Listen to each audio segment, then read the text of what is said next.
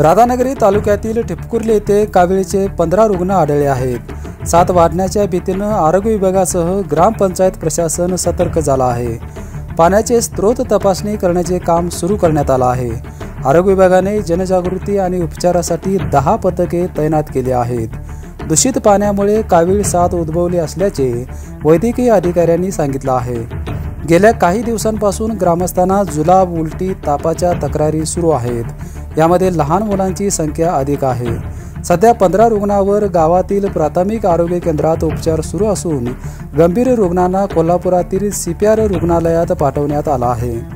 गेल्या काही दिवसांपासून भोगावती नदीचे पाणी कमी झाल्यामुळे ते प्रवाहित होत नाही। परिणामी नदीचे पाणी दूषित झाले असल्याचे ग्रामस्थांचे म्हणणे आहे। 7 आटोक्यात आणण्यासाठी प्रयत्न सुरू असून ग्रामस्थांनी आरोग्याची काळजी घेण्याचे आवाहन प्रशासनाने केले आहे। BPN साठी राधानगरीहून उत्तम पाटील।